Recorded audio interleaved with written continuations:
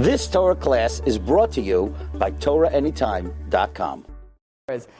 Tonight we are continuing on our series, which we're speaking about the 13 principles of faith.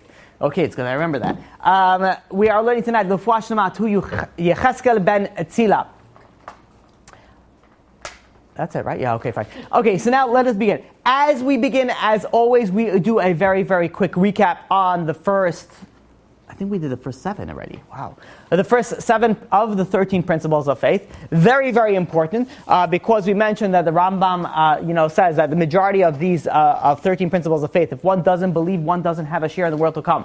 So let us do a quick recap on these 13 principles of faith. Number 1, one has to believe that God is the creator. What does it mean that God is the creator? God is the creator that he creates from nothing. That's a very, very high level, as opposed to like creations from human creations. We create from something. But God creates yesh me'ayin from nothing. Also part of number 1, that the fact that God is not only a creator, that God exists, which is obviously part included in the creator, but God exists and God oversees anything. He's a manhig. He's one that oversees all of the creation. Number 2 is that God is one. That not only he is one, what I mean by saying by who he's one, that all the bad, all the good, all comes from God. Everything comes from God. The pleasure, the pain, the bad, the good, everything, with a line on top, that comes from God. Number 3 is God is incorporeal. God doesn't have a physical body. We cannot think of God as a body. God does not have a body. Not only God is not physical, we said also God is not spiritual. Oh, okay, excellent. Okay, we're in class number whatever. And Baruch Hashem, you guys know that. I think we're class number 6 already. Oh, time flies. It's unbelievable. Okay, so God is incorporeal. Number 4 is that God is hu rishon v'hu achron. He is before time and he will be after time. God precedes and it's not exceeds. What comes? Whatever. God supersedes. Thank you. The creation, which means is that God is above and beyond all creation. The difference here is that not only we can't comprehend or understand God from our own personal perspective, we cannot comprehend and understand God from the perspective of all reality. That we cannot even begin to comprehend it. Okay, that was number 4. Number 5 is we said that God, you could only pray only to... Very good, God. Okay, excellent. God, singular. Not anything else, only to God. No intermediary needed, no anything else needed other than just God. Now, when we're saying you're going to pray to God, we're saying that the idea, the highest level of prayer is that you realize that when you do something called self-nullification, realize that you're nothing, and that everything comes from God, which means is that everything positive and negative that comes in your life is because of God. When you realize that, when you pray with that mentality, that is a very, very high level of kavanah, that's a very high level of prayer. That is number 5. Number 6 is what we spoke 2 weeks ago, is shekol divrei neviim emet, that all the prophets that they said is true. All the real prophets, I should say, that they said, is true. Meaning, actually before we say the meaning, the reason of the importance of this concept is that the Torah is based on prophecy. The way that we know what God wants from us is based off prophecy. That is why this entered into the 13 principles of faith. Also, we mentioned that in order to be a prophet, you have to be very, very, very, very, very, very, very holy. Yeah, righteous. You have to be very, very, also with a hot line on top, holy for this. When prophets experienced prophecy, it was a very traumatic experience. They were, they shaking. They were, they lost, physical function. It was also in a way of a metaphor. There was a very, very high level. Number 7 of the 13 principles of faith is that Moshe Rabbeinu was the father of all prophets. What does that mean that he was the father of all prophets? It means that he reached the highest level. That he was that when God spoke to him, as it says in Bamidbar in Numbers chapter 12 verse 8, Pe'el pe'el dababo. Face to face, I will speak to him. The mouth to mouth, I will speak to him. Meaning that God spoke to Moshe Rabbeinu. He had a sense of prophecy, unlike any other sense of of prophets, before him. What we spoke last week. Yeah, it was last week. You know what's weird about time? Time could either happen very, very quickly, which it does happen very, very quickly. But when you think about it, it was only last week when I spoke about this There's so much that's happened since last week. That's all, just last week I spoke about. It's crazy. It just blew my mind. I figured I'd share that with you. Most of you probably didn't understand what I just said. Welcome to my class. Okay, what can I tell you? There was 4 differences with Moshe Rabbeinu than other prophets. Number one, when other prophets had a prophecy, they were in a trance or they were asleep. Moshe Rabbeinu was awake. Number 2, it was not done by a metaphor. It was done by it was done very, very clear what God said to him. Number 3 is that the strength didn't fail him. He didn't fall to the ground. He didn't have any convulsions. Moshe Rabbeinu was as if he was awake and alert. Number 4 is that he received prophecy whenever he wanted. Now we went through last week in a very, very important class last week, and we spoke about the importance of Moshe Rabbeinu. Is that Moshe Rabbeinu acted as a non-interactive interface, which means is that everything that God spoke about. That's what Moshe Rabbeinu delivered. There was no change in it. Okay, now we're ready to begin the 8th principle of faith. By the way, you guys realize what the importance why I keep on reviewing the first of the principles. I keep on doing it on a purpose. There's many other series that I did I never used to review, or majority of the series that I did I never used to review. This one is very, very important. That's why I'm constantly reviewing it. And even though it's taking up 10 minutes of the time that I don't have to waste, because there's so much I need to speak to, but it's still so important to review it that I have to review. I don't have a choice. My hands are handcuffed. I can't. I need to review because of the importance of this thing. So thank you for bearing with me until now. Whoever did not bear with me, I wish you best of luck on your life and your endeavors. But Baruch Hashem for all those that did. I should probably speak slower for the introduction. By the way, this is by the way, we didn't start the class yet. It's funny because the people online think that we just started recording 10 minutes ago. We've been talking for 30 minutes already. What they need to know is it's important to come to class because there's a prequel and a sequel to every class that doesn't get captured online. And if you come to the class, then you get the privilege to that. If you don't come to the class, then again, may God bless you. Not as much as those. No, okay. I believe with perfect faith. All the Torah that's standing in our hands. It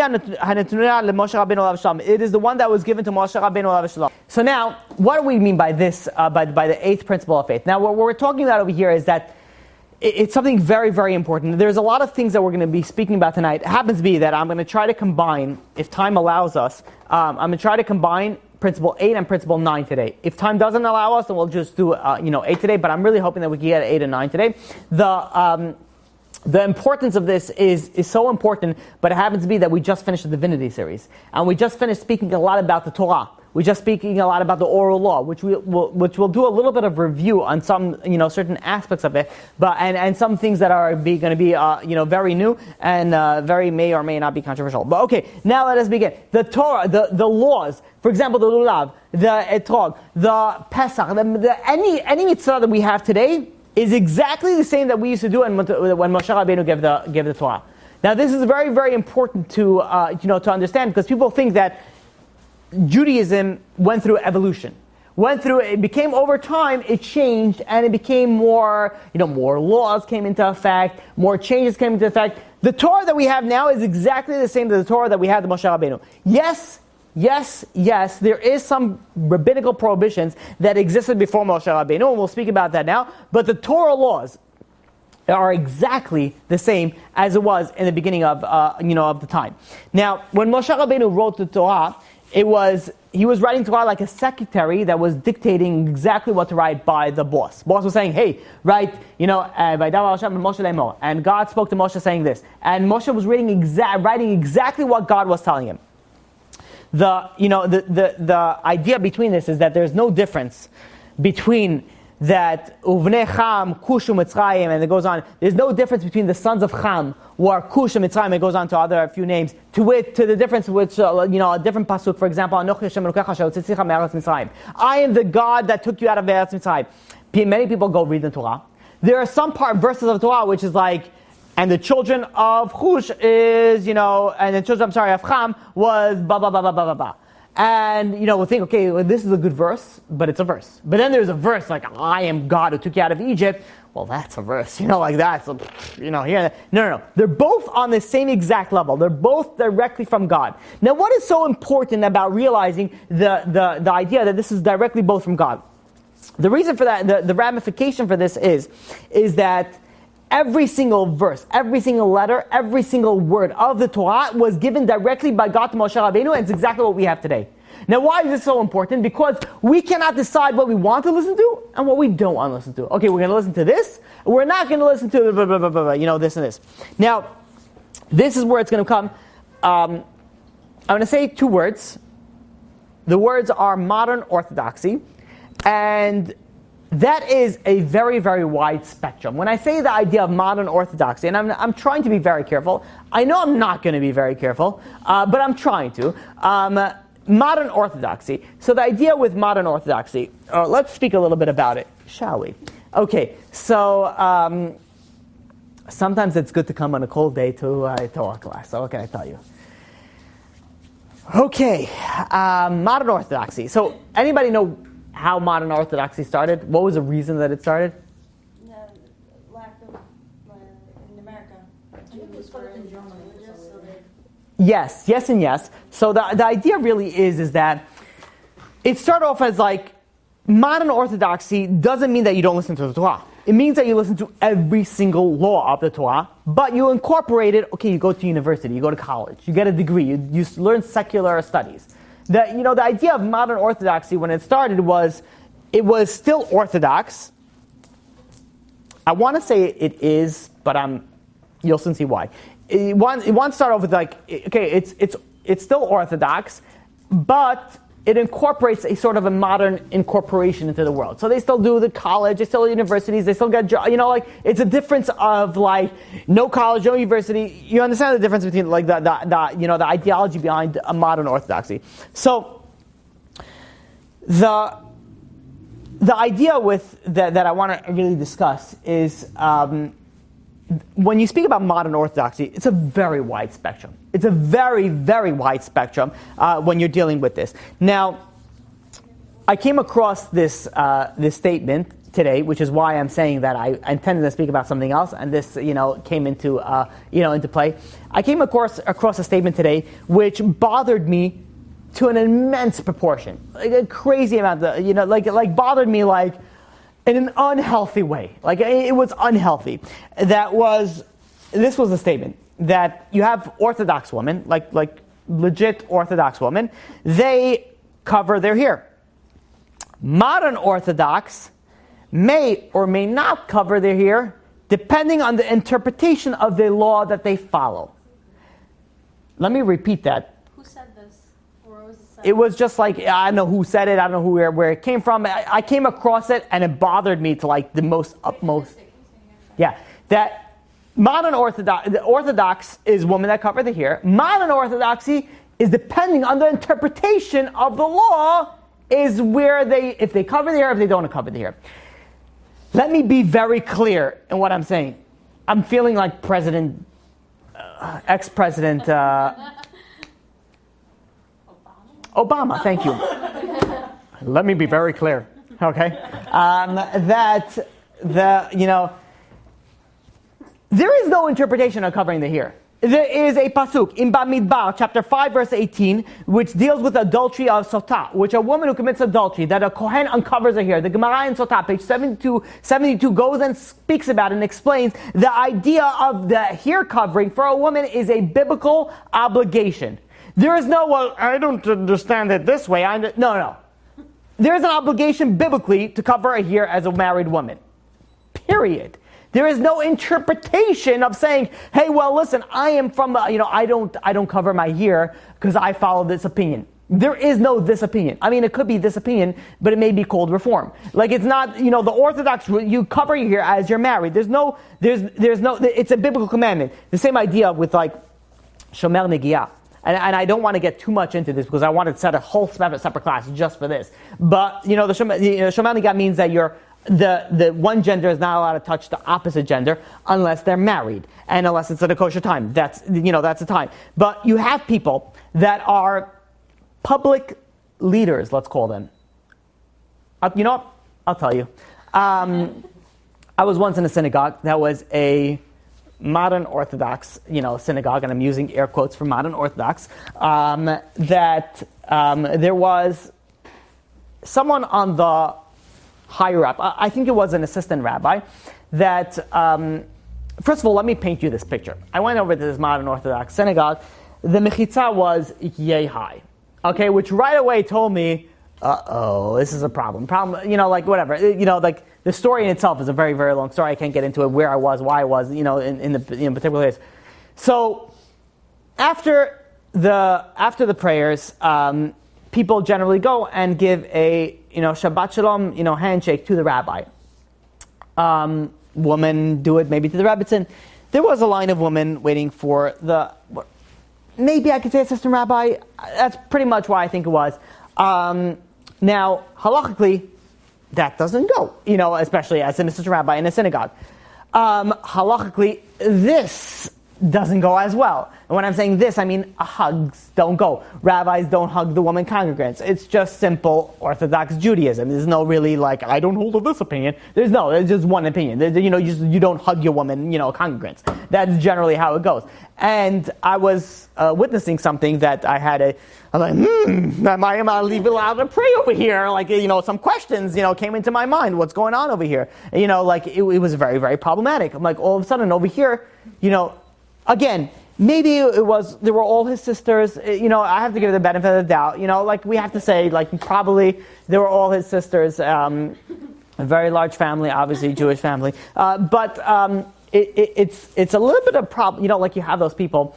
I'm not Shomer Negiah, which means it's I don't follow this law.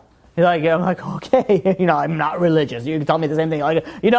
There's certain people that decide what they're going to follow, what they're not going to follow. And just, FYI, there's a pasuk in Leviticus, in Vayikra, chapter 18, verse 19. Parak Yudches, pasuk Yutes. It says, Ve'el aisha binidat tumata, when a woman, which is in her impurity, lo tikav legalot elvata, you not even come close to uncover her uncleanliness, her nakedness is a better in translation. The Rambam learns out, Maimonides learns out. For here, it's a biblical prohibition to go and touch the opposite gender. When people go and say, again, when I say modern Orthodoxy, I don't know, whatever, people, maybe they call themselves modern Orthodox, maybe they don't. They start claiming, I'm not Shoper, I'm not this. I'm like, what does that mean? There is a law, and you have to follow it. What does that mean that you're not following this law? I don't understand it. There is a concept of, listen, the halachot are very complex. There's a lot of stuff, and sometimes we fall. We're human and we mess up. Yeah, it's true. We're human and we mess up. I understand that. But as before you mess up, you're like, oh, no. In my Bible, this doesn't count. Who are you to start deciding what makes it, what doesn't make it? You have there's some sects in modern Orthodoxy. Modesty, no, we don't listen. no. Shabbat, yeah, to the best that we understand. There are many things that we don't. Now, I came across this. Is what I was telling you earlier. That I came across this study that the statistic that I sent over to Rabbi Yaron Reuven today, and he was like, I never saw this before. He's like, this is like, I don't remember the exact words was. I don't know if it was depressing, shocking, something. It was really, terrible. This was a study that was done for modern Orthodox participants. Now, I was thinking about, should I speak about this topic? Should I not speak about this topic? Because when I read this study, I'm like, I have to make a lecture just on this topic. This doesn't, I can't, but because of my emotional state, and this is my therapy to some extent, I have to speak about it. So there was a study done that it was by 3,903 participants of the modern Orthodox world. Now, they put in that roughly, according to Pew Research, the modern Orthodox community is roughly about a little bit over 200,000 Jews. So it was a very small percentage of a little bit under 4,000 Jews. But when was this? I don't recall. I have to look into the study. As I was speaking, I was thinking about when this happened. I don't have to. It was fairly recent, but I don't remember how long ago. It was a very, very long study. I'm only going to say part of it now. Maybe a different time we'll speak about it in more length. The tefillin.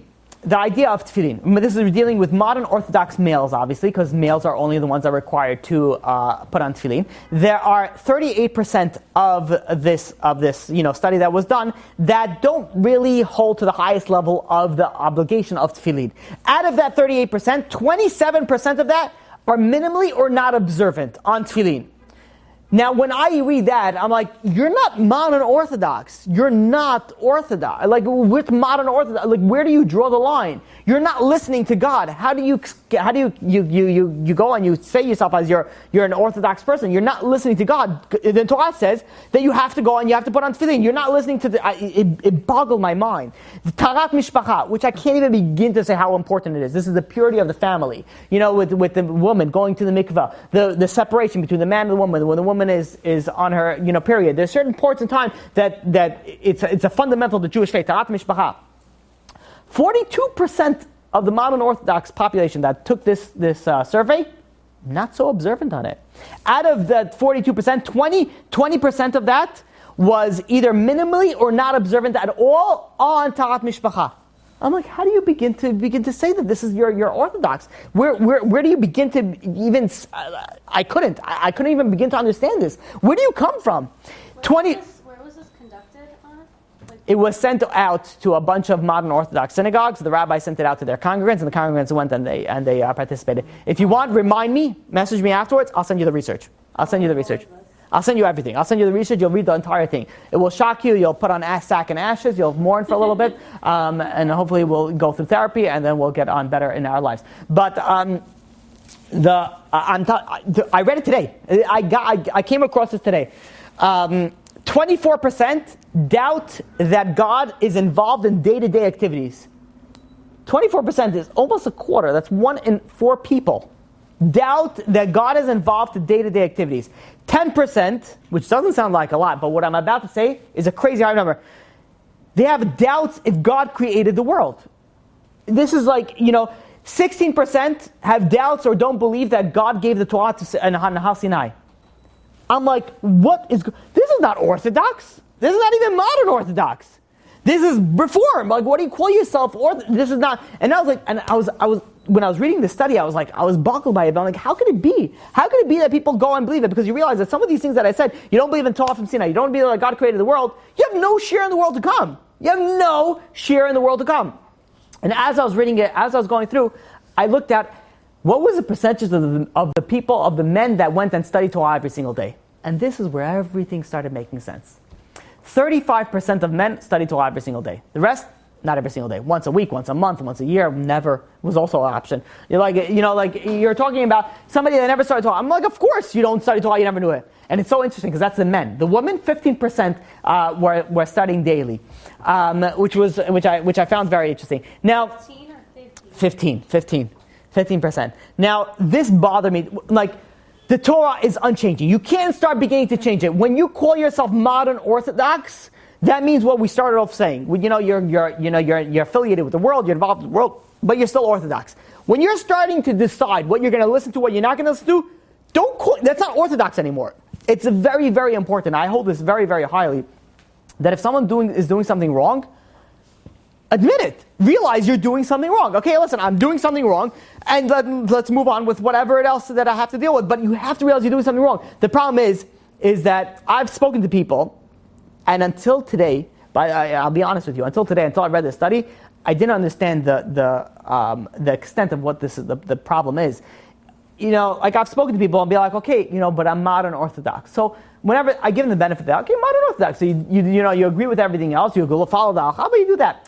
But when I was looking at the studies today, I was like, are you kidding me? What are you talking about?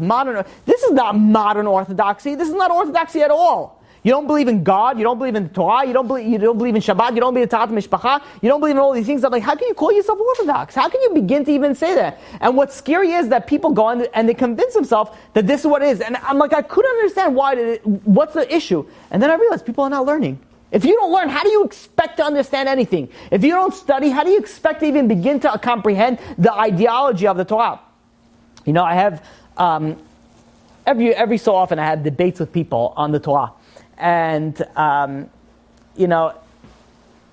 majority of the time when people start going, Is there no heat on this? Is this not working? I can't figure them out. Yeah. All of them? You can't It figure it? just got a little bit warmer. Yeah. Even that one's not working? Which one's this Can one? we get the one that's... This one that's not working at all. This is No, this that's is easy. this is No, just no, we know. I'm talking about that. This one doesn't work, but this one doesn't work over there? They're on... Oh, well, you turned it off. Yeah, because it's not, there's nothing. No, No. it takes time. Yeah. So Do what I did. But it said 50 on there.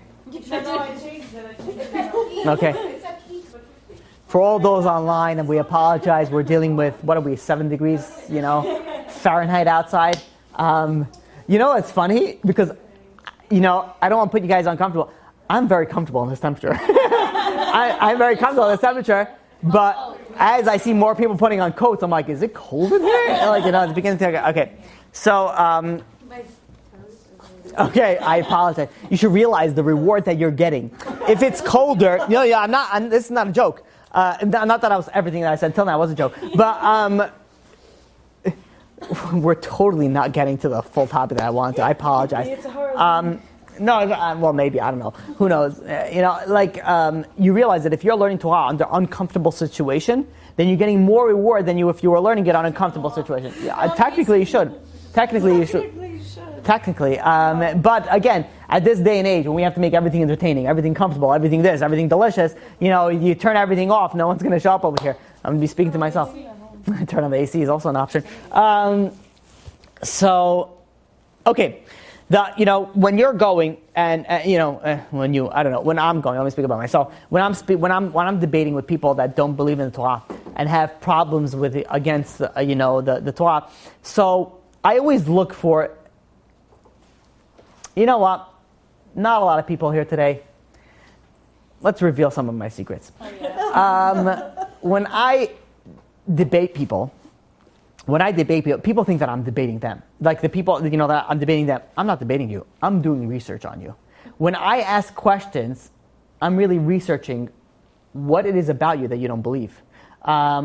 And this has always been my method. That people think, okay, we're debating. I'm going to say this. You're going to answer this. I'm going to say this. Now I'll ask you a question. You'll answer it.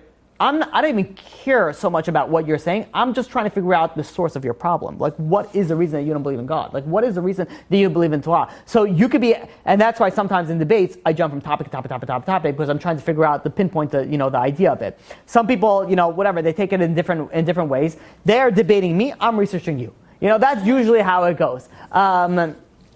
Reason why I don't feel so bad saying that is that people that I debate don't usually listen to my classes. So it's not usually so problematic, because if they listen to my classes, then they probably wouldn't need to debate me. So I go and I research the person that's debating me. And this has always been my method, and I found success in this method when I want to try to fix the person, not the crowd. When I'm dealing with the person, that's the best way. So a lot of times, what I realize when I'm researching the person is that the people, there are two types of people, there are many types of people, but when I try to categorize to them, they know what they're talking about and they don't know what they're talking about. And even the ones that they think that they know what they're talking about, a lot of them fall into the category they don't know what they're talking about. And what I mean by that is that some people go online and they try to find Bible criticisms. They've tried to find reasons to not believe in the Torah. They try to find reasons to say, okay, listen, maybe the Torah does not exist, maybe it's not true, maybe this, maybe this, maybe this, and they start researching online. Majority of these websites are all trying to refute the Christian Old Testament. Now, the Christian Old Testament is very, very different than the Torah. Now you think, okay, the Old Testament is the same as Torah. It's very different because you're focusing it on a perspective from a Christian viewpoint. And it's very different from the way that the actual legitimate way of learning the Torah, which is the real way. So I'm dealing with these people, and sometimes you deal with people that do research, and sometimes you deal with people that don't do research. Recently I was dealing with somebody that has done research, but he's done research in the Christian aspect. Which means that he was doing research and saying like, oh, this is where the Torah is not true because X, Y, and Z. Now, usually, when I see somebody that comes from a religious background and all of a sudden starts researching from a Christian perspective, it brings one point shoots me into mind, that this guy is leaving religion based off emotional reasons, not intellectual reasons. And let me elaborate on that so that you guys could understand it.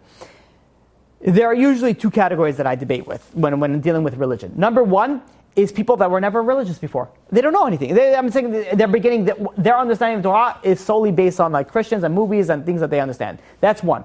Then you have another category, which is people that were religious. They left religion, and now they're asking questions or they're debating, depending on what the aspect that they're dealing with. Two different categories.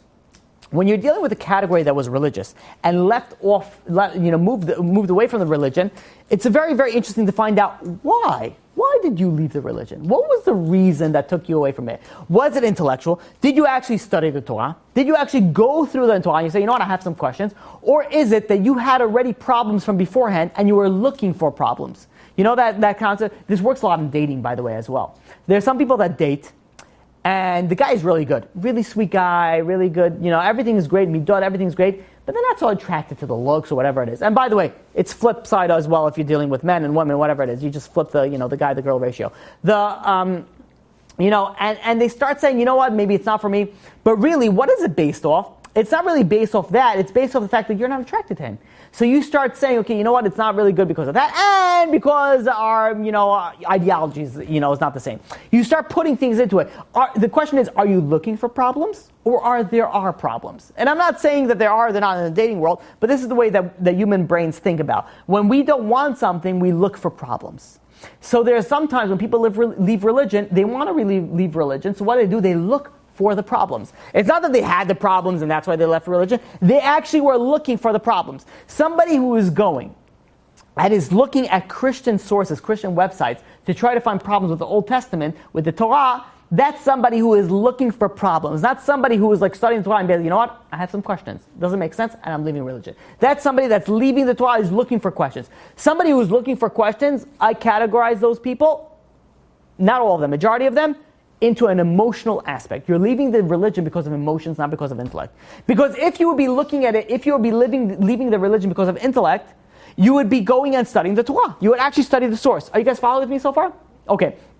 You would actually be studying the source. And whenever I bring this up, let's say I'm debating a certain person, and I say you're leaving because of emotion. It's like, no, it's completely intellectual.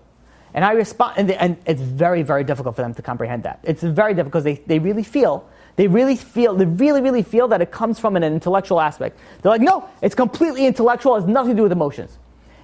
So my response is that if it's really intellectual, then how come you've never studied the Torah? You never studied. And then what's the response afterwards? I went to yeshiva. I'm like, that doesn't matter even a little bit. There are so many people that went to yeshiva that know nothing, unfortunately. There's some people that sort of space out through their college years, through their high school years, through their elementary years. They come out and be like, what did you learn? I don't know. Nothing, really. Like, they really come out with nothing. They come out with no knowledge. Just because you went to yeshiva doesn't mean that you're leaving religion because of an intellectual aspect. It could be completely because of an emotional aspect. And a majority of the times, if you I've dealt with this a lot of times. Some people agree with me, some people don't. I still hold very strong with it. A lot of times it has to do with emotions. It has nothing to do with the fact that you studied the Torah and you're so smart and you figured out some problems and you went off. The fact is, you wanted to go off. Now you went to find some problems. Where did you go to find some problems? You went to Christian websites. You went to Christian websites and say, look how... Now, I'm not talking about Christian website. I'm talking about the atheistic Christians. The Christians that went and they left their Christianity, and that's how you went, because there's a lot of websites of those. So they went and they studied them. And how do I usually pick these up when I deal with these debates? Is because I've read those websites also. Where do you think I get my information from? It's not, you're not the only one. When you're asking me a question, I know where you get your information from. And, I know where you get it from. I have so many, how did this come? I don't know if I ever mentioned this. I'm telling you, it's great that you guys came today. It's this is stuff that I would never usually mention, before. I know, apparently I'm mentioning it online, so that makes no difference, but whatever it is. I had a guy that used to ask me questions. And he used to ask me questions on contradictory verses in the Torah, which is fine. I have no problem. I'll go, I'll answer it. 99% of the time, you look at Rashi, answers it for you. You don't have to go too far. It's very simple. Or you just know how to translate the words, and then it answers it for you. And after like maybe 4, 5, 10, 15 of these questions, I was like, you know what? I've spoken to this guy before. He's not that intellectual, but he's writing pretty intellectual to me. I copy and paste his entire question on... He emailed it to you? He emailed me. Copy and paste the entire question on Google. I asked Rabbi Google, what's going on here? What comes up all of a sudden, like a few Christian websites, I'd say, oh, look, a Christian atheistic website. Aha, you see over here? Contradiction in the Old Testament. This one says over here, this one says over here. I'm like, okay, now I begin to understand it. This is years ago when I first started doing this. Now, Baruch Hashem, I'm able to pick this up fairly quickly. But beforehand, I used to go and I used to have to search it. And I was like, okay, wait a minute. This guy doesn't have questions on Torah. He's looking for questions. He's actually searching other websites. What are contradictions on the Torah? And then he goes it, and then I answer it, and he's like, oh, okay. 2 weeks later, new question. And then I started copying and pasting it, and I'm like, okay, he just went, question number 5, question number 6. And I answered this. I didn't tell him that I knew this for a certain point in time. After maybe like 10 or 15 questions, I'm like, by the way, you could just send me the link, and I'll just deal with it that way. And he's like, oh, how like when somebody's caught in the act? Well, not really so much. So, there's a bunch of negative, adjectives and verbs that come out. Like it doesn't even make any sense. Not really so much so that I really question the problematic things of the Torah, so much so that I have questions on the understanding of the questions on the problems. And the thing, I'm like, what are you saying? Like, what's going on over here? What's it? So the real fundamental is realizing where the question stems from. And I tell this to people a lot, that the way that I deal, people ask for advice. People look for advice and they ask rabbis for advice. Majority of the time, already what you need to do. And how do I go about doing it? I don't know if I mentioned ever this online, but my technique, I could say, is people ask a question and then they want an answer. But before you go to the answer, if you really delve on the question, then the answer will come by itself. You'll figure out the answer. Meaning that a lot of people ask the question, be like, okay, fine, give me the answer, what am I supposed to do? Oh, hold up a second, let's figure out the question first. The more that you understand about the question, the less that you're looking for an answer. Because a lot of times is that if people don't understand their own questions, they don't realize what they're actually looking for. So a lot of people go and focus on the answers. That's not my focus. I don't focus on the answer so much. I focus on your question. You ask the question, okay, let's focus on this question. So the more, and by the way, this is very important for business, for anything in life, relationships. There's a problem, there's a question that comes up, and you want an answer. Before you delve in the answer, the more that you understand the question, the less that you need an answer for it. Because once you understand the question, the answer will all of a sudden appear to you.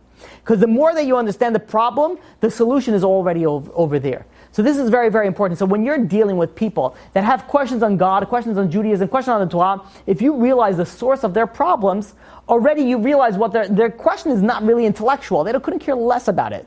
They were abused as a child. They need to, whatever it is, they have other issues that they need to deal with. So it's very, very important. In my method, my techniques, it's very, very important to deal with the problem at hand. Now, yeah. Did you ever get a person who is actually a learned person that actually has questions? Because I have an uncle like this. He's not religious, and he's not like an emotional person. He's extremely intellectual. His problem is that he's done so much research that he's finding rabbis that contradict each other. He's finding loopholes that don't make sense. He's finding he has a lot of questions, and he's saying I can't get my Please let him call me. Please give him my number. Not an email, a phone call. Okay, so the question is an actual learned person. Yeah. So I I have dealt with those types of people. Majority of them are not those type of people. And so the question is like this. The question is what about people that actually learned a lot? They actually studied a lot, they focused a lot, they went to a lot of study and they went to this, they came to the conclusion, they have questions. I have dealt with those type of people. Majority of them are not like that type of people. And I say even they think that they are that type of people, they're not. Because they have questions on things they don't understand. Once you understand, so what am I trying to say is that they have a contradiction. One verse says this, let's say one verse says this, and they have a question. It says that before you answer the question, you have to look at the problem. Do the verses really contradict each other? Do they really have a problem? One rabbi said this, one rabbi said that. Is there really a contradiction? Do you understand what the rabbi says? Do you understand what this rabbi said? In one context he said this, in one context he said this. The more that you dealt with the problem, these solutions usually fall about by themselves. And yes, so please give him my number, and I would gladly speak to him, I'll gladly be with him, and I'll gladly, discuss these issues. So have I. So, by all means. He excuses me when I talk to him. Tell him to call me, please. No, I'm not, literally, please, tell him to call me. I'll gladly, deal with that. So, one of the things that, when dealing with this type of, situation is that I've once had this conversation, debate, argument, whatever you want to call it, with somebody, and they start saying, Judaism never speaks about heaven. How do you speak about heaven that Judaism never speaks about heaven? And this threw me off because I'm like, really? Is that a question, or is that something that you have an issue? Like I'm like, why it threw me off was, did you ever read the Torah? And they usually say, yeah, of course I read the Torah. And then I usually go with, did you ever read the first verse of the Torah? Because the first verse is, Bereshit bara Elokim et hashamayim. Let me repeat that. Bereshit bara Elokim et hashamayim ve'et haaretz. God created the heavens and the earth. What do you mean? That, they say that Judaism never speaks about heaven. First verse. I'm like, I don't understand. Is this a trick? Or like, are you trying to... Like, the first verse is dealing with this. I'm like, which shows me that you don't know what you're talking about. You don't know about the Torah. You're asking questions on the Torah. You don't even have any fundamental understanding of the Torah, and you're asking questions on it. How can you begin to ask questions on something that you don't even begin to understand? You don't begin to know. The reason why I have such a problem with this is that, really,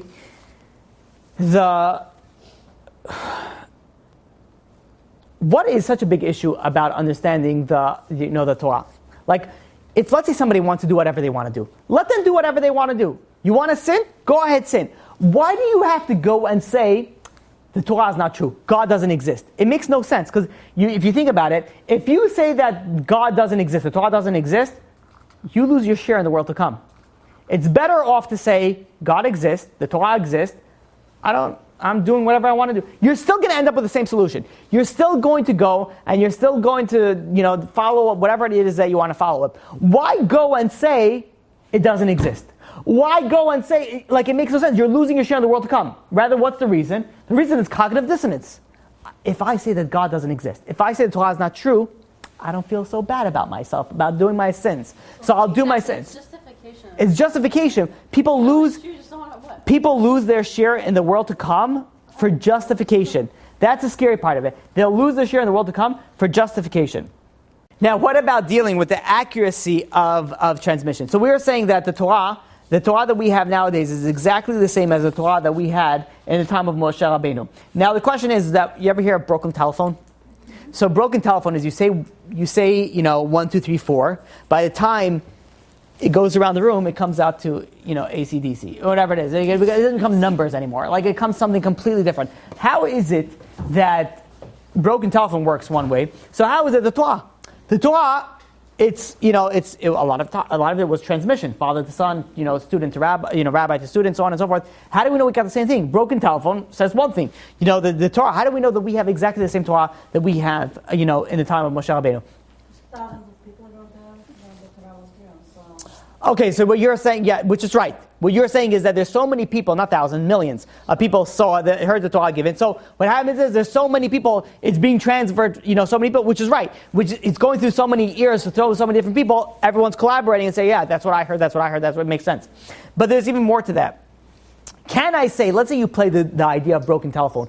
Can you go and say, and this is very, very important, can you go and say, can you give a mathematical equation where it's 100% accuracy is guaranteed? Which means can we play broken telephone, and I could set up the environment to say that 100% you're going to say exactly what I'm going to say, and you're going to tell her what you're going to say, and everything's going to go exactly the same. By the time it gets back to me, 1,000, 1,000,000 people, it's going to be exactly the same as when it left off. Is it possible to say that? I thought I was almost going to be able to go through a whole class, but I didn't. The answer is that you could. Mathematically, you could predict with 100% accuracy the transmitting a verbal message. Now, how does that go? You could go through a very few simple, steps. Number one is one of the reasons why broken telephone doesn't work is you don't hear the person. The person says 1, 2, 3, 4, but the person is English, and you're American, and he says 1, 2, 3, 4, and he says 1, 2 feet 4, and you go on and he says 1, 2 feet 4, but you're Australian. Let's say. So, what's feet in Australian? So, 1, 2, fight, 4, fight. And then the person behind you, let's say, is American, and he says 1, 2, fight, 4. And by the time he gets afterwards, it's going through, Sweden, and by the time he gets back, it's, XYZ. It's a completely different, thing, and it changes completely. Can you make it that it's 100% accuracy? And you could. Let's use a simple example. Let's say I'm talking to you right over here. Now, I'm going to say one sentence. How do I know that you're going to hear my one sentence? I have to say it loud enough. It has to be clear enough. I have to know that you understand it. There's a few criteria. Once I get all those criteria out, let's say it's two people in the room, and you're concentrating, you're focused, and I'm going to tell you one sentence. And I say it loud enough, I say it clear enough, you understand it. Is it safe to say that you understand everything that I said 100%? Anybody? Still no? Yes? One person no, one person yes, the rest people yes, no? I don't know, 50-50 yes. Okay, 75 no still? Nobody else is unsure. Okay, let's take it one step further. Let's say that I'm going to tell you this. You're going to understand everything that I say. I'm saying it loud enough and clear enough, and everything is comprehensive. And I say, if you don't understand what I'm going to say and you're going to repeat it, it's going to be terrible, terrible consequence for you if you don't repeat it exactly what I say. Did that up my chances a little bit? Yes. All of a sudden, up my chances a little bit. Okay, good. Okay. Now, what if I say that you're going to be telling this to your child? And your child needs to know exactly everything that I say, and it has to be clear. And if you don't say it, you're going to suffer terrible consequences if you don't say exactly what I say. What's the likelihood of that going directly as I said it? I don't think it's 100% still. Maybe not, but I still went up. We're still human. Yeah, you're still human. But let's say I tell you a sentence like this. You are not allowed to work on Shabbat. Now, I said it fairly clearly. But again, that's one sentence. One sentence, only one sentence. We're doing one. We're doing it short. I said one sentence. I said it very clearly. I said it very loud, and I'm going to tell you like this: if you don't repeat it exactly what I said, you're going to suffer terrible consequences. Now I'll repeat it again. How long is the sentence? It's just one sentence, not a run-on sentence. Like 5 words? 5 words, whatever it is, doesn't matter, right? So if I say that, all of a sudden, I raise the bar on how likely it will be that when you understand it, you'll know exactly what I said. Right? Now you're with me more. So in the beginning, not all of you with me. But now, is anybody still not with me yet? Because we'll go further. We'll take another step. Everybody's with me so far? I don't think it's an entire Torah. That was one sentence. Yeah, we're dealing with one sentence at a time. You're right, the entire Torah. Saying it was the entire Torah that was Yeah. So you have to keep on expanding it. Har Sinai, like Moshe read the Torah? No. So we got the command. We got the commandments. But when Moshe got the Torah, we received the Torah, but with something that we were learning. It's something that we were learning over the course of 40 years. Okay. So it's regardless of how long I say it is. If I'm telling you something that you're telling over your children, I'm telling you something that you're going to have to suffer severe consequences if you don't follow exactly what I say. If I'm telling you numerous other criteria, all of a sudden the probability, statistically speaking, that you're going to understand what I'm saying is going to go up. Right? Everyone's going to understand that. Which means there is a formula that we could say, yeah.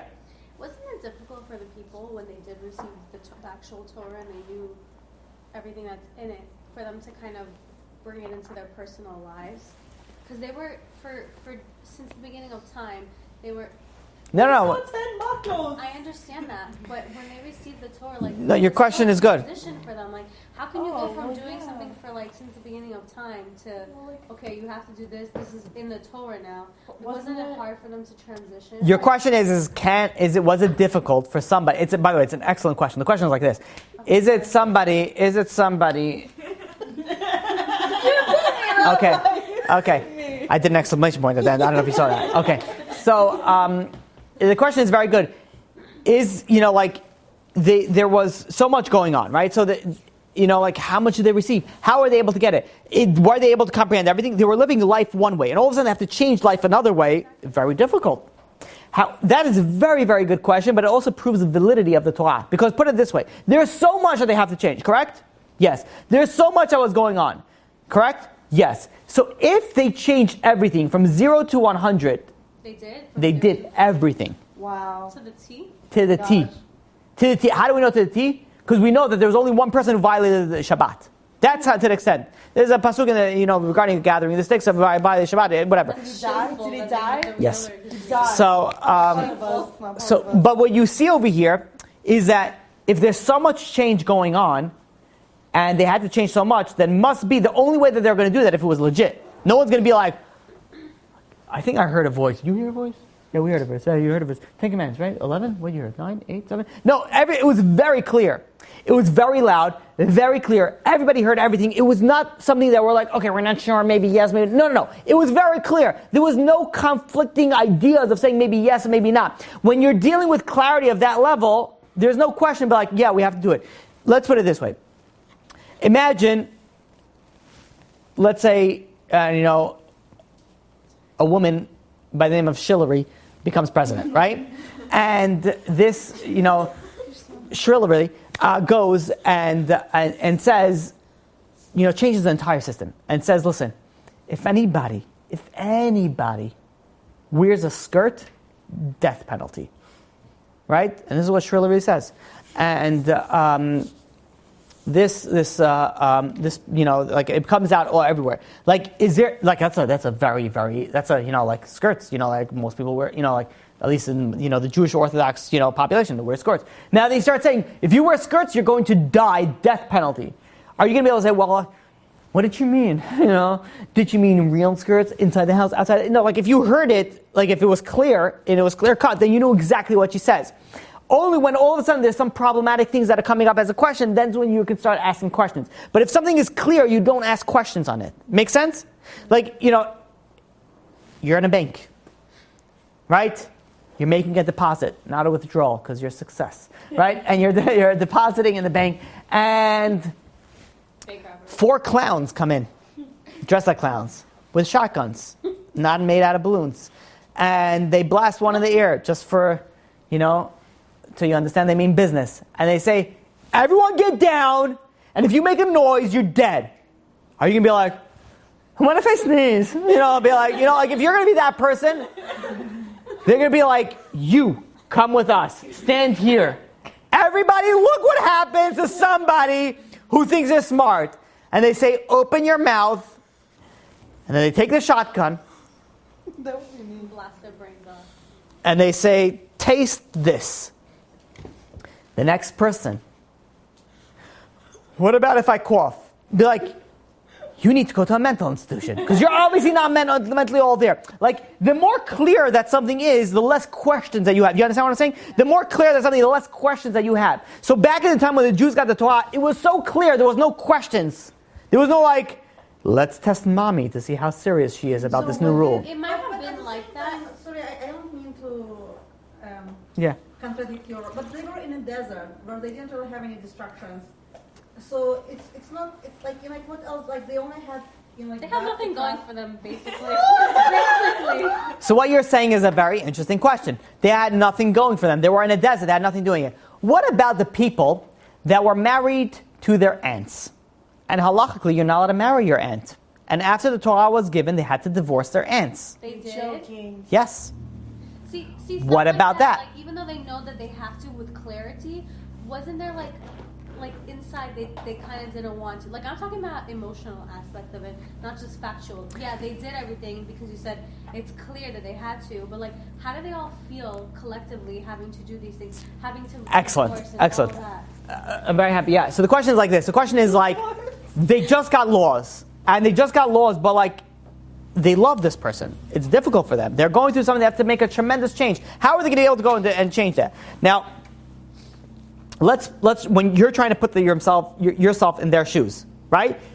But let's try to put yourself in their shoes, right? Let's go look at what actually happened over there. They were slaves in Egypt, right? Yeah. Then they got, let's just clarify that. They were slaves in Egypt in a place that they were not able, no one was ever able to escape that type of situation. Not only did they escape one person, the entire nation, men, women, and children, animals with gold and jewelry and like money, they were able to just like walk right out of Egypt. In a place that not only was it difficult to escape, you're dealing with black magic that you're dealing with over there. You're like crazy, stuff. And if you don't understand what I'm talking, imagine you're stuck in a house, right?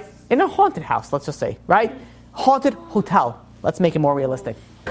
Now, you go to this hotel, and there's a person that's want to check you in, very pale person, borderline albino situation going on, right? They go over there, and they'll be like, yes, you're going to be in room 666, of course, and they go and they give you the key, and, There's two if you, holding hands in the hall. and you're going and you're sitting over there, and you come up over there, you go into you open up the hotel room, and as you walk into the hotel room, there's a friendly ghost that comes in, just like floats behind, whatever, call him whatever you want.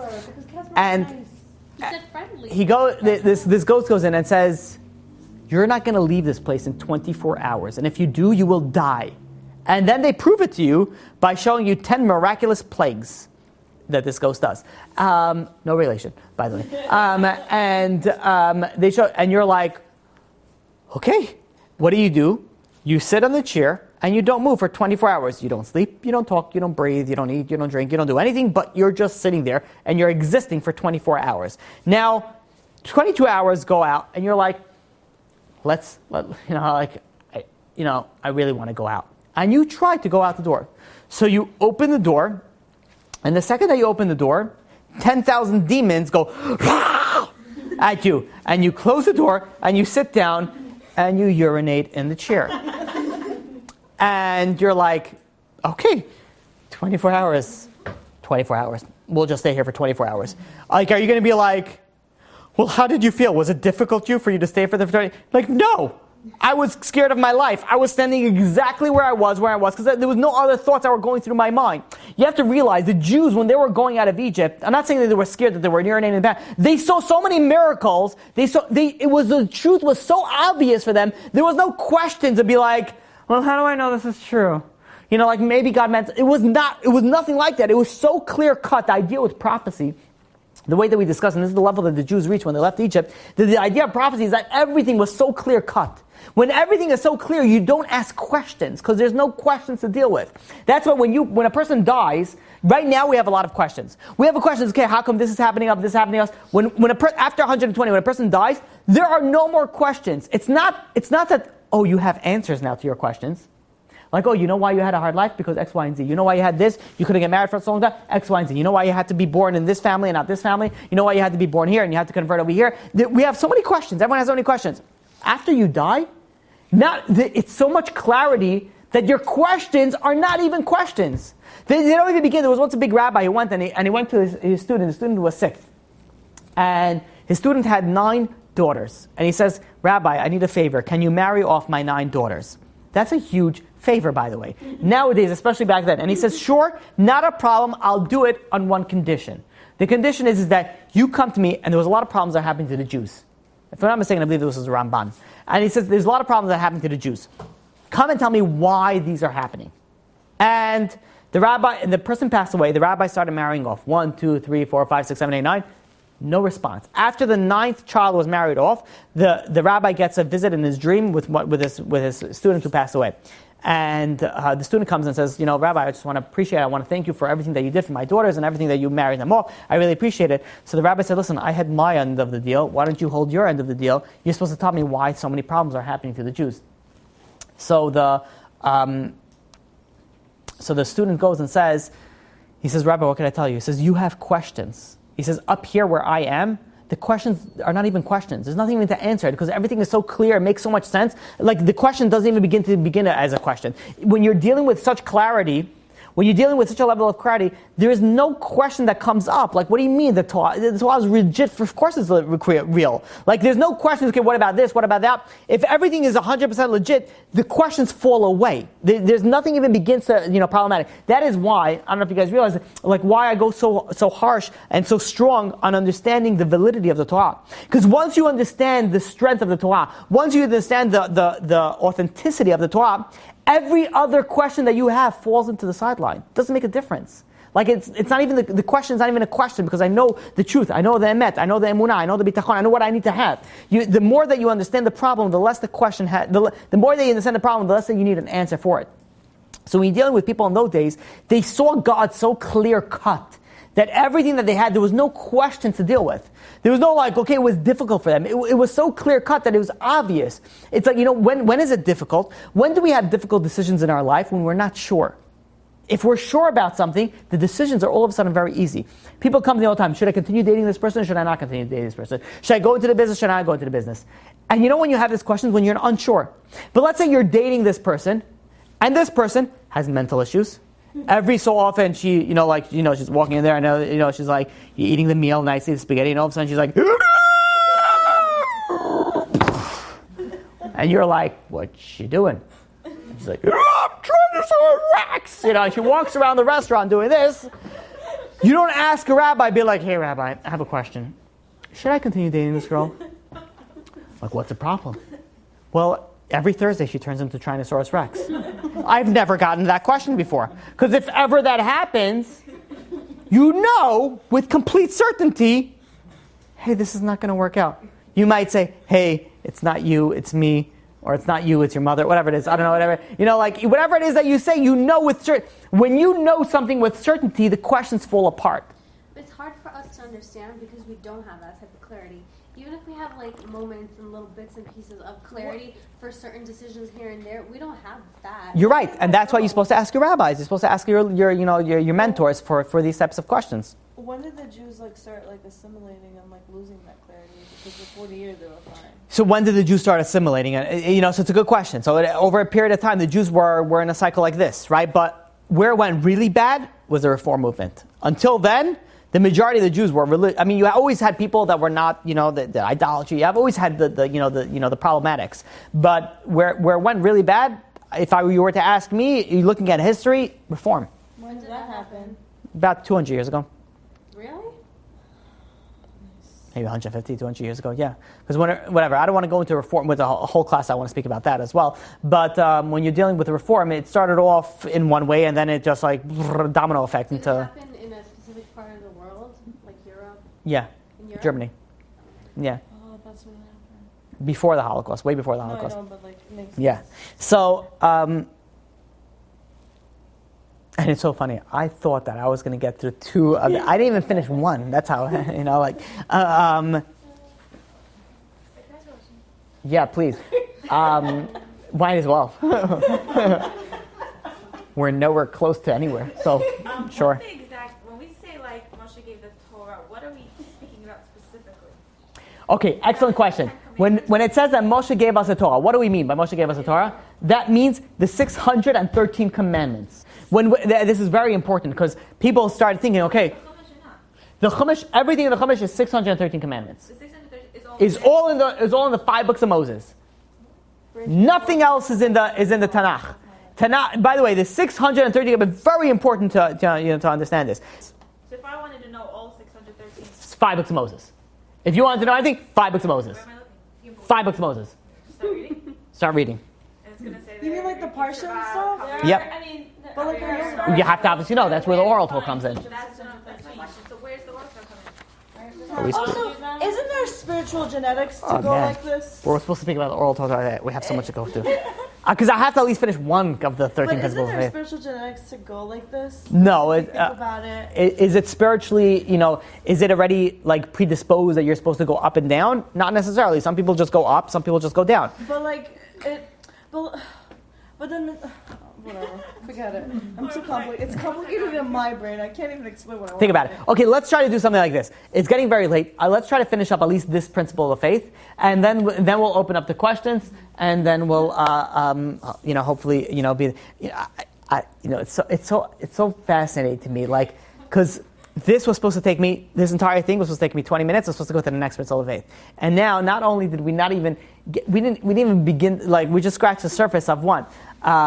But I have to say that I would not change anything. I think that was very important. There's a lot of important aspects that we spoke about today, and I think it's very, very important, to deal with it. And I hope that you guys got clarity, on that, on those subjects. Okay, but let's deal with this. So we started off with saying the broken telephone, right?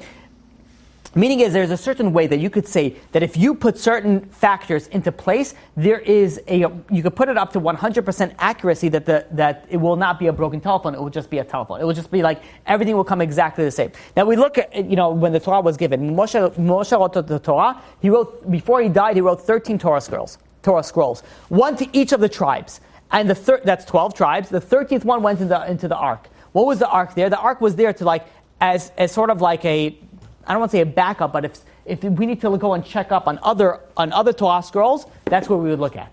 You want to see if this Torah scroll is legit? Let's take it out from the ark. Let's see what it is. So there was 13 Torah scrolls that were given by Moshe Rabbeinu that were always checked to see the validity of all the other scrolls to make sure that they were kosher and they were true.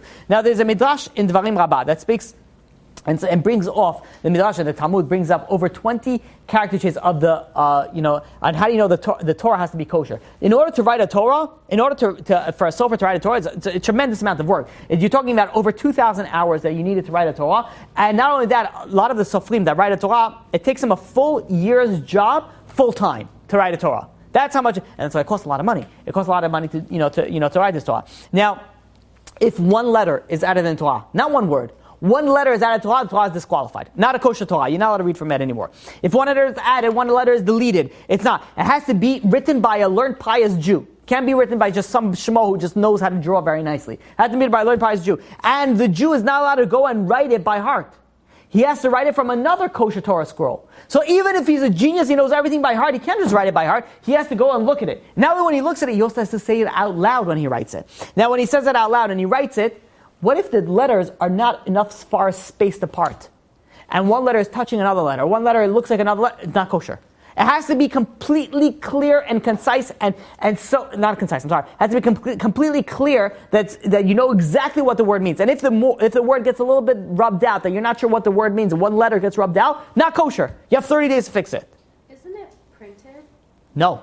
All of them are handmade? Every single kosher one is handmade. Like it's printed. Because because they take a really long time to do it. What? Yeah, but they draw it in and you're just coloring it in. I've done that. So have you ever, if you write a Sefer Torah, like if let's say you want to write a Sefer Torah. So I'm not a sofer. I don't know how to write a Sefer Torah, but I wanted to write in a Sefer Torah. I wanted to write, it can't be like, Shua Zitron was here. You can't just do that. You want to write a letter in the Sefer Torah, you have to write it. Firstly, you should go to the mikvah beforehand. You should, put yourself on a high level. That's what you're supposed to do. So you have to be at a high level. Generally, they should ask, so what do? They do it like a coloring book. The sofer goes, and he's sitting right next to me. I've been over there. So the sofer sat right next to me, the one who wrote the Sefer Torah. But what did he do? Instead of writing the letter in, he wrote the letter, but you have to color it in. You stay in the lines, right? You literally color the letter in. Wait, Well, you did that? then you fix it. And he fixes it. Yeah. So you go. Why does it have to be written and not Why can't it be like, I don't know, computerized? Yeah. Let's deal with that afterwards. There's a particular reason for that. Okay. So, A woman are not allowed to write it? right. Women are not sofrim and they don't, they don't write it, yeah.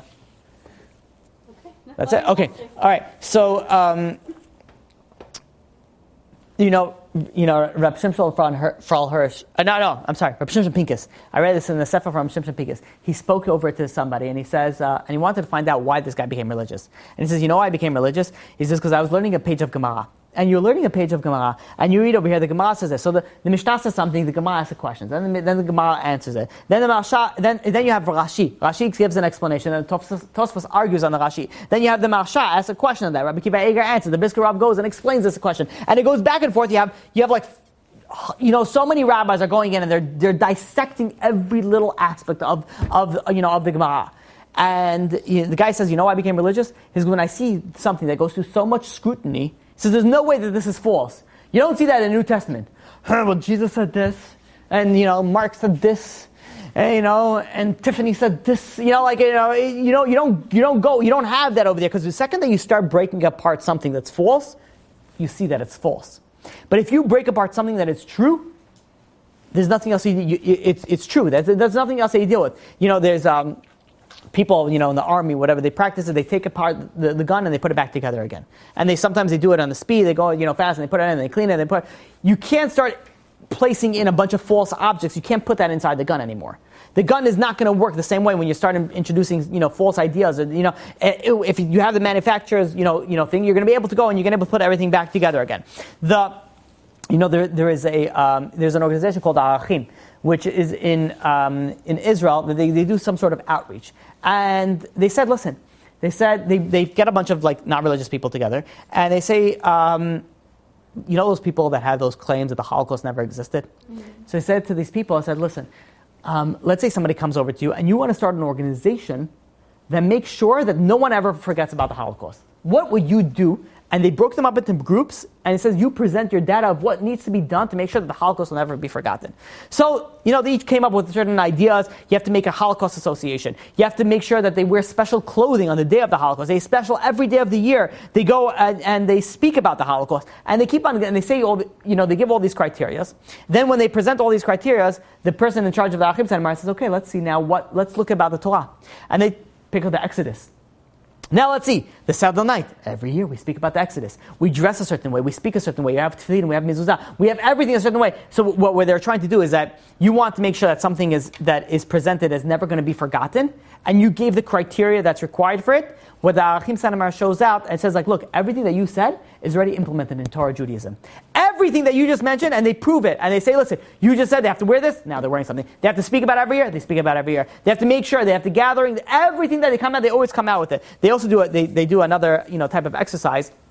They split people into group and says you're in enemy territory, and you have to send out a secret message to your team. How are you going to make sure that the secret message goes out to the team? So they said, okay, listen, we have to make sure we have to put in a code, and we have to make sure we have to send it through multiple routes. And not only you have to make sure that you keep the original, and you keep on going, and they keep on going, giving different criteria. At the end, they gather all the criteria, and they show that each and every single one of them are all implemented in the Torah. You go and you realize the Torah is something that is it's not only just because of us. We're in America. You have everywhere around the world, all the Jews keep the same exact Torah. Everybody keeps the same exact Torah. Customs, slightly different. The halakha is exactly the same. Everything is there's no difference in the law, which shows you which just gives you the proof of everything came exactly the way it was from the time of Moshe Rabbeinu. Even furthermore, you could say that, no father would ever want to teach his son a lie. They wouldn't want to. Even, at least in their dying breath, they say, listen, I taught you a lie. They wouldn't want to go and teach their children a lie. The fact that we have generation after generation, where the fathers teaching their sons, fathers and son, mothers and daughters, whatever, fathers and daughters, whatever it is, generation to generation, they're telling them, listen, keep the Torah, keep the mitzvah, keep the halakha, keep everything over here. No father would ever want to cheat his child. If the father is saying something, there must be something to it. There must be something. Either the father must be, fixed or must have been, cheated on. But once you go back a certain point in time, it doesn't make any sense. Let's finish off with one concept of the oral Torah as well. This is something we spoke about before. The oral Torah, by the way, if someone doesn't believe in the oral Torah, also has no share in the world to come. Somebody who doesn't believe in the oral tradition has no share in the world to come. When the Torah was given as a written Torah, and then it was given as the explanation. The explanation, by the way, the Torah was first given as orally. Everything was first orally, not first as written. Only later it was written. But the Torah was given orally, and it says in Exodus chapter 24, verse 12, that it says over there, it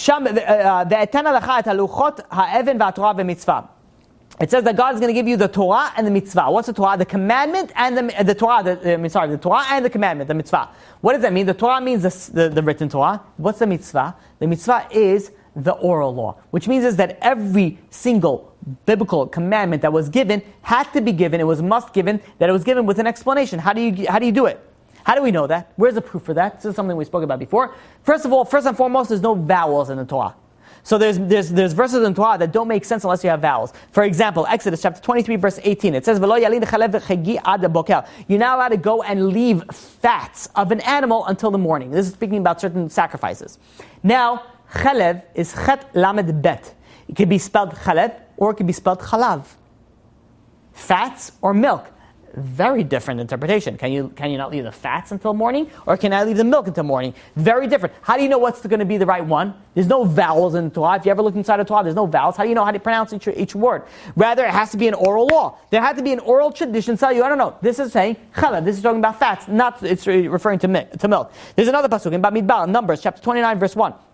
It says regarding Rosh Hashanah, Yom Torah Yelachem. It's going to be a day of shofar blowing. A sound blowing is better yet. What's a shofar? Is it a whistle? Is it a horn?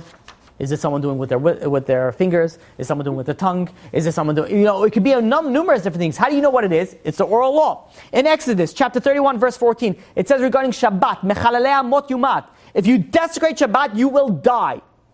How do you desecrate Shabbat? Torah doesn't say. How are you supposed to? You imagine how odd is that? So you go to Shillery and Eastwood, and you go to Shillery Eastwood, and you say like this: say, if you wear pants, there's going to be a terrible punishment. And then that's nice, that's so on. But it says, if you do this in a certain way, you will die as a punishment. And the next question, what's this? I'm not going to tell you. I'm not going to tell you. No, you figure it out. Yeah, that's very. I mean, it's very Shillery, right? It's very. It's very. It's a terrible. Like nobody would say that. The Torah says if you desecrate the Shabbat, you're going to die. How do you desecrate Shabbat? Torah doesn't say what it means to desecrate Shabbat. What do you mean you work on Shabbat? What do you rely on that? You rely on the oral law. I can't even begin. I don't want to get too much off topic. Okay, yeah, afterwards.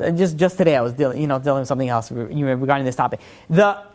The oral law is a requirement to understand the written law. It's a requirement. So, if you're going and you're denying the oral law, you have no share in the world to come. The idea that we have the same Torah as Moshe Rabbeinu, meaning that oral and written are all exactly the same. Now, why wasn't the Torah written? Why wasn't the oral law written? When you go and let's say you want to learn how to fly a plane, can you just say, "Hey, listen, I studied the books really well. I'm good to go"? No, you can't. You have to have physical experience on it. If let's say you want to become a surgeon, you could have studied medicine in Columbia, Harvard, Oxford, all the top, Ivy League colleges. No, I'm not talking about I'm talking about you went through the 4 year of medical school, through all of them. But if you never did residency, if you never went and actually practiced surgery, nobody's going to ever say, "Yeah, I want you to do surgery." But I studied in 12 Ivy League schools. I couldn't care less. They'll take somebody off of community college that studied medicine, that had went through residency and practiced it physically, than somebody that went through 12 Ivy Leagues and never actually touched a scalpel in his life. Never once went through surgery in his life. Why is that? Because you need to actually have to have a connection. You have to have somebody that's going to say, "Listen, this is what we're doing. We're cutting this open. And here you see this is this body part, this is this body part, and this is what we're doing now." You have to have a physical type of interaction. The Torah is the same way. If the Torah, everything would have been written and nothing would have been oral, then you could have just learned everything off the books. The problem is that you would have came through radical errors. But rather, if you would have something that he'd say, "No, listen, you need an oral tradition. You need to have a rabbi-student relationship." Why? Because there's so many intricate parts in the Torah that the only way that you'll understand it is if you will have an oral tradition. If you will have a rabbi, because otherwise there's no way to understand the Torah. You're going to make tremendous radical errors. So this is why the Torah was intended, it was needed that it should have an oral aspect of it, because it couldn't have given all writtenly, because if it was given all writtenly, people have made radical errors. Let's do a quick recap and then we'll open up for questions.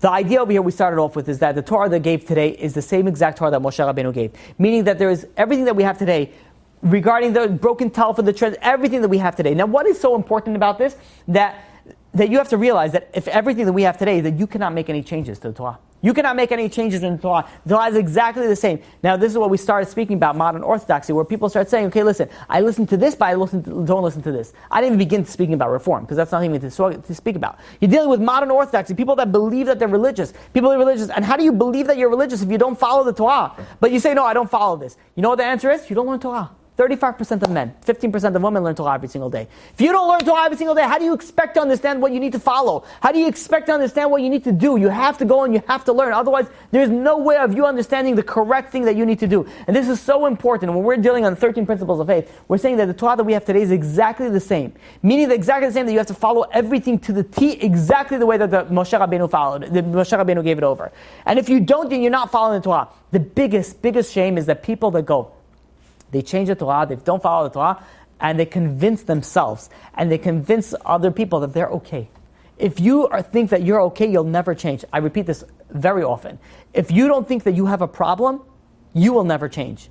The only time that you will begin and you will ever change is only if you realize that you'll have a problem. This is in relationships, this is in business. If somebody thinks that they're doing business right, and the business is losing money, then guess what? The business is going to lose money until they go bankrupt. Only until when they start realizing that, hey, wait, maybe I'm doing something wrong. If you're in a relationship, you're in marriage, and you're going to marriage chapter, and you think you're always correct, and your wife thinks she's always correct, or your husband thinks always they're correct, and you both think you're correct, and you don't think you don't need to change, guess what? You're going to tank.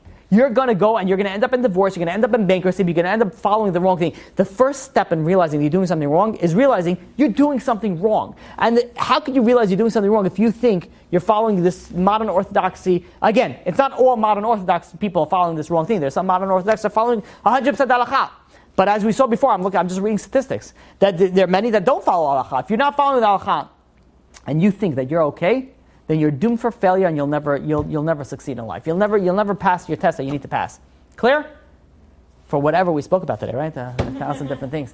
Okay, any questions? So why wasn't it typed or anything? So why is the Torah written? You said you were going to tell me. Yeah. Why is the Torah written? Why does it have to be written? Why was the Torah... Like, why is it? Yeah, like... Oh, okay. Computer, like... Thank you, yeah. So why was the Torah, why can't the Torah be, manually, not manually, computerized, right? Computerized. So, in order to understand that, I have to delve a little bit into Kabbalah, to understand this, Kabbalistic concept. There is a difference, have you ever heard of the idea of kameh? Anybody here know what a kameh, an amulet? Anybody know what an amulet is? So the idea of an amulet is you have some holy rabbi write special verses on a special parchment, and you wear that parchment, you have that parchment, and that would give you tremendous amount of, I don't want to say luck, power, but something that in that family, mazal, that family. So, what causes the power in these amulets? Is it the words in it? Because if it's the words, we know the words. We could just print it, we could print it, and that's what it has. But rather, what causes the holiness of these amulets? The way that it causes the holiness of these amulets is the writer. The holier the writer, the holier the amulet is. The holier the amulet is. There's certain kavanot that when a Kabbalist writes these amulets, has to have in mind. So when you're dealing with certain spiritual contexts of spiritual, that's why you have tefillin, mezuzot. Like, they can be kosher. But imagine you have a tefillin that was written or was kept by the Baal Shem Tov, by the Vilna Gaon. It's worth a lot more. Why? It should be kosher, kosher, and kosher. It's on a different level. It's on a different level when you're dealing with that. So the same thing with the Torah. Torah cannot be just written. It has to be with a kavanah. It has to be with a concentration of it. Because when you're dealing in the other world, you're dealing with things that have to. There's a lot more that meets the eye. When we see the Torah, we think, okay, we just have the printed Torah. It's not just the printed Torah. There's spiritual powers in the Torah. In order for those spiritual powers to have any effect, they have to come from a spiritual kosher source. In order for it to come from a spiritual kosher source, it has to be handwritten by a spiritual kosher person. Following my Yeah. Okay. Can you pay someone a lot of money to write a Torah in memory of someone? Yes. Oh, you can? Yes. Okay. You don't have to pay a lot of money. You just have to pay the price. It's a lot of money because the price is expensive. No, yeah, That's because their now that job I for a year. know. You got to pay them annual. There's a price for a year. Yeah, it's Yeah. It's like 2,000 hours. It's Yeah. My brother-in-law just finished writing a sefer. Oh, he's almost finished writing a sefer Torah. It took him a tremendous amount of time. How long? A long time, because he did it over a long period of time. It wasn't just a full-time job for him for a year. He did it over a period of time. But him saying he's like he's been going here for a tremendous a long period of time. But he also he goes to the mikvah before he writes anything. He goes and he goes. He's very he's Thoughts have to be holy. pure Right? and kosher. Yeah, everything. That's hard. That's what I meant. Not holy. Where's the ark now? Good question. But it's here though, right? Like somebody's took On it. planet Earth, what are you asking? No, yeah, like Raiders of the Lost Ark. I mean, like someone stole it and like they know where it is. Like I feel like the Greeks took it or something. Yeah, there's different conspiracy theories that go on, and I don't want to get into it. Let's just put it that way. Fine. Yeah. I have one more question, but it's not meant for outside. It's not meant for the people that interweb. Only okay, fine. Anybody? Oh, Right here. I just turned it off. oh, Baruch Hashem. Okay, great. Anybody else have questions on the? On the light. Anything else on camera? We forgot to invite people. Everybody's invited to join us at 1601 Quentin Road at BJX every Thursday at 8 p.m. Okay. Chazak u'Baruch. Thank you, everybody. Okay. You've just experienced another Torah class brought to you by TorahAnytime.com.